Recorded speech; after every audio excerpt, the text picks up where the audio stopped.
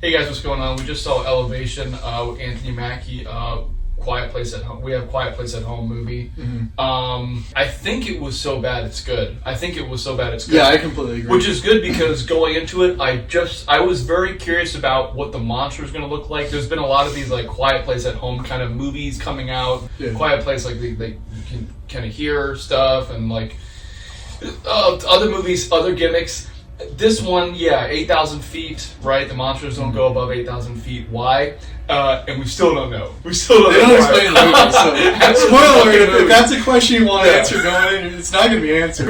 If you want to see like a fucking so bad it's good movie with some like pretty fucking terrible dialogue that is really fucking funny. Yeah, the dialogue was bad, and like the acting, like I don't know. I hate to say, I think Anthony Mackie might have been the worst. No, he was so agree. stiff. Yeah, Anthony Mackie was so stiff. It was like Yeah. everything was like, oh, this, that. How do you know? Really? Right, let's go. He Yeah. made them like monotone, but he varied it. And it's weird. I don't know. Yeah, no, and that was enough to kind of keep me on the edge of my seat.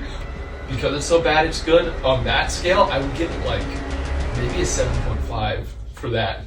So I would. I definitely went into it low expectations, and honestly, throughout like the first like maybe 20-30 minutes, I was hating the movie. I was ready to get up and leave. It was slowly growing on me because what you said, the dialogue was so bad. It was good. I described it as it's Marvel dialogue but without the spectacle. So it's like most of the movie you're just getting this really cheesy, like really bad dialogue, and there's like nothing to like back it up. Because at least like a Marvel movie, you're getting like explosions, people fighting. Like there's really not like a lot of. I mean, there's like a little bit of action, but It was like 3 action sequences. yeah, Movie, I'd say. it's not a lot. It's just a lot of them walking and talking. Yeah. Like another thing, like I was noticing while watching movies, like almost every single set of dialogue is like almost purely functional. They have to set up something. Like so, the dialogue ends up being something like, "Oh, those red tentacles on them that detects CO2 because they're like giant mosquitoes," or something like that. Yeah, it was like she's almost like coming like off like almost autistic the way she was just randomly spouting out like these like really like these crazy facts. Yeah, and then at the end too, where she was like, "Oh, you mean this, and does this? Oh, sorry." Yeah, Like, she like, it's so weird. Which is a normal thing for like the scientist character to do, but they were so bad at hiding it within like normal human emotion and like speech. Yeah. Because like in another movie they would be like, "Oh, science, monster does X, Y," but they would hide it a lot better. But like this movie, it's like monster does X, Y. Sorry, did I come off a bit nerdy? Yeah. There actually is one more thing I want to say before we get to the big spoiler. I don't know like the actress name, but like Katie, like she's like the Texas girl who knows how to use a gun. She's very like poorly defined as a character before she dies. Spoiler.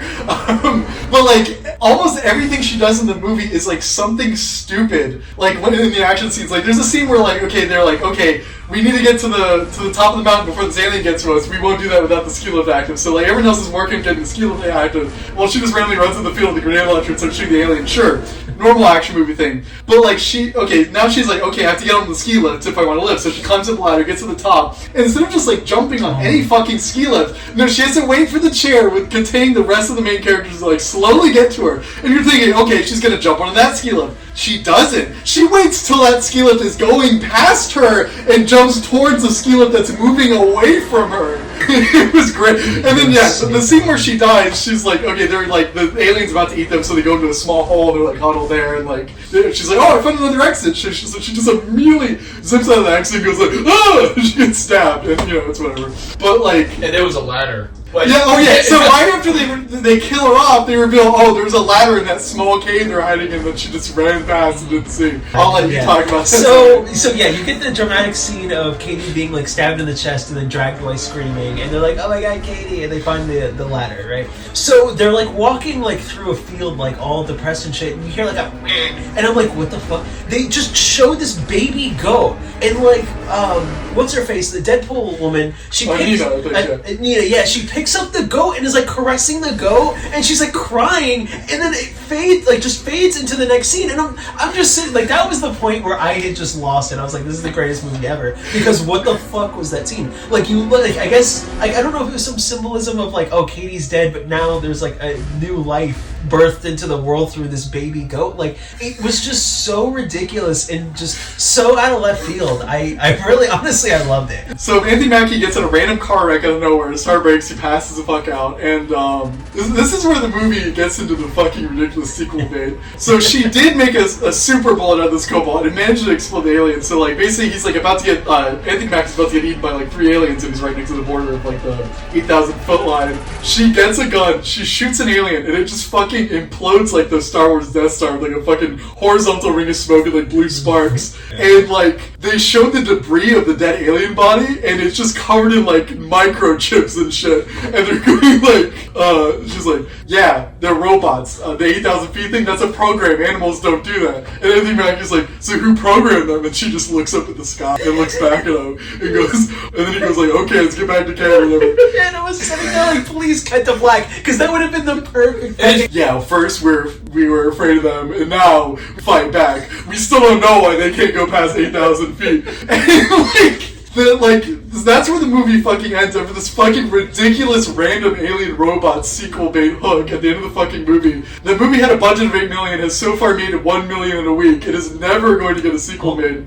Not only was this stupid like alien resistance robot sequel bait enough for them, they go, okay, we need to have a Marvel post-credit scene. So they just like, they have fucking Anthony Mackie, Will and Nina are like standing next to this fucking telescope, and they're just like looking through and going, huh? Or I forget, I don't know, remember if they say any lines, but then like the camera cuts to where they're looking at, they just show 3 meteors coming towards Earth. Yeah, it's like the alien like fight invasion is coming down. Oh yeah, me and Sunny didn't give our scores. I'm probably with you. I'd probably say like 7.5 out of 10. Honestly, I would say 8. Hey, wow. It was. I enjoyed it so much. No, you're that, God like, damn it. Again, that goat scene by itself was like enough to. Because honestly, that goat scene made me think that they were self-aware of like what this movie was. That goat scene was really because like good. There's no sane person that's putting that goat scene in and thinking, yes, this is a dramatic scene that people are going to resonate with. Like you just don't. I gotta say, I think you convinced me. Like I was trying to like match it between my enjoyment and like the actual quality of the movie. But if I had to rate it purely based on how much I enjoyed the movie, I would have to say 8 out of 10. Yeah, that's because like I was fighting off the urge to fucking laugh my ass off like for at least 70% of the movie, because the bad dialogue kept on coming and it was so fucking bad. And the baby goat scene, I was fucking dying when she first shot the alien and just randomly blew the fuck up, and then just immediate alien robot reveal right after. I was dying. After watching the movie, like I noticed that like throughout the entire movie there was like no gore, there was like no blood or anything, but the movie was rated R because there was like 5-ish F-bombs in the middle of the movie. They were like pretty close together, and like I don't know why they didn't just do like one F-bomb and make it PG-13, because again the rest of the movie is like completely like gore or blood free. Like I don't remember seeing a single hint of like even red on like a cut or anything the whole movie. And like the way they use those F-bombs is so stupid. They're just like, oh, you're going through the fucking mind with this fucking aliens and all this fucking CO2 and it fucking draws them to us. And then like the other girl's like, you curse a lot, or and then she just says like fucking like hospital.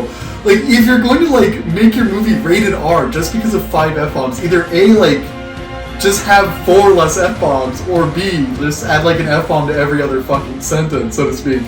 It was so stupid that they like wasted probably like millions of box office just because they wanted to have like 4 more F-bombs. And I would feel like if it was like a comedy and something and like there are a lot of like dirty jokes, okay, fine. But if it's like a movie like this where it's like pretty serious, the potential for gore, then you might as well add gore. Add gore, because you're already rated R. Yeah. Because it like it has like the horror movie monster, like the tentacles and shit, but like there's no gore, which is fine. But like at that point, why was it not PG-13 to make more money?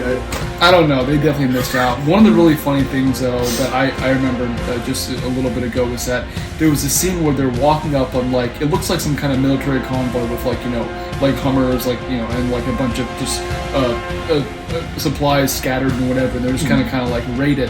And as they're walking up, there's a fucking military boot with like a bone in it, like a fucking like femur bone, and it's like Spirit Halloween. Yeah, it's like Spirit Halloween thing, and it was like on the ground. He was walking up and looking at it, and it was so funny because that's like one of the dumbest things. Yeah, and the boot looked like untouched. It was like it was fine.